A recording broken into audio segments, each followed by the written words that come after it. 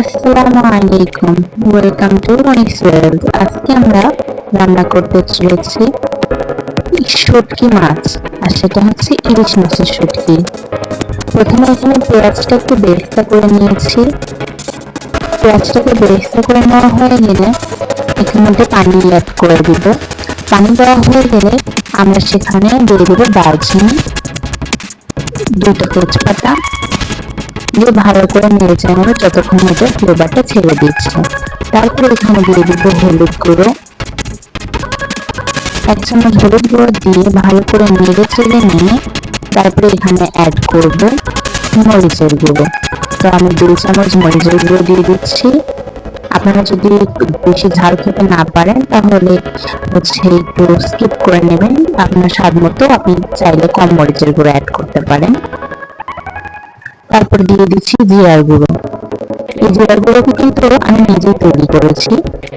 এই জিরার গুঁড়োকে প্রথমে জিরা ভেজে নিয়ে রোদে শুকিয়ে গুঁড়ো করে নেওয়া, এতে হয় জিরা গুঁড়ো বেশ ভালো হয়। তারপরে লবণ দিয়ে দিচ্ছি স্বাদ মতো। সব দেওয়া হয়ে গেলে এবার দিয়ে নেব আদা রসুন বাটা।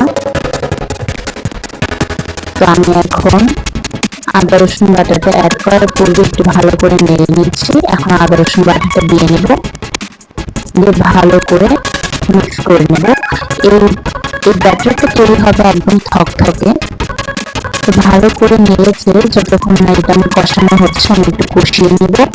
কষানো হয়ে গেলে তারপরে এর ভেতরে আমি আমার যেই শুটকিগুলো রয়েছে সেটা অ্যাড করবো। তার আগে এই পানিটাকে একটু শুকিয়ে নিতে হবে। আমার কষানো প্রায় হয়ে গিয়েছে, দেখতে পাচ্ছেন এখন অনেকটাই কিন্তু তেল ছেড়ে দিয়েছে। এখন আমি এর ভেতরে শুটকিগুলো দিয়ে দিব। শুটকিগুলোকে কিন্তু আমি আগে থেকে কেটে ভালো করে গরম পানিতে ধুয়ে নিয়েছি, কারণ ইলিশ মাছ তো এমনিতেই গন্ধ করে।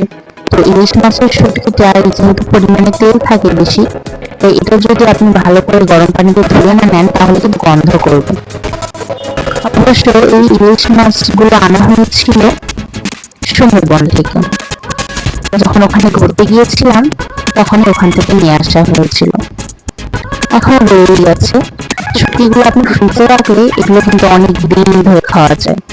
তো আমি এখানে গোটা রসুন ইউজ করেছি বেশি করে, কারণ আপনি শুটকির তরকারিতে যত বেশি রসুন দেবেন আপনার তরকারিটা কিন্তু তত বেশি মজার হবে। তো এখানে রসুনগুলো আমি দিয়ে নিয়েছি একদম গোটা গোটা। এরকম করে রসুনগুলো দেখতে যেমন ভালো লাগে, খেতেও বেশ ভালো লাগে। সামান্য একটু আমি তেল দিয়ে নিচ্ছি। আমার তেল দেওয়ানো হয়ে গেলে এখন আমি এখানে পানি দিয়ে দিব।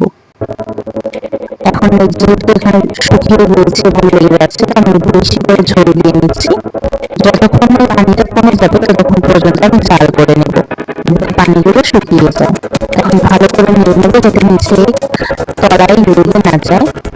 এখন নাড়া হয়ে গেলে আমি একটু ঢাকনা দিয়ে দিচ্ছি পানিটা যতক্ষণ না শুকাচ্ছে ততক্ষণের জন্য। আর পানিটা প্রায় শুকিয়ে এসেছে।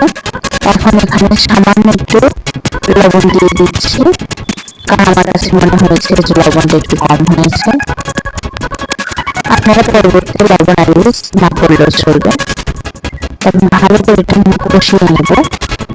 ভালো করে কষানো হয়ে গেলে এরপর আমি আবার ঢাকনা দিয়ে দিব, যাতে পানিটা আর একটু ভালো করে ভিতরে ঢুকে যায় এবং শুকিয়ে আসে। চেষ্টা করবেন লো আঁচে রান্না করার, বেশি জোরে জাল দেবেন না, তাহলে কিন্তু শুটকিগুলো ভালো মতো সেদ্ধ হবে না। আমার রান্নাটা হয়ে এসেছে, এখন পরিবেশনের পালা। চলুন পরিবেশন করা যাক। তো ফাইনাল লুক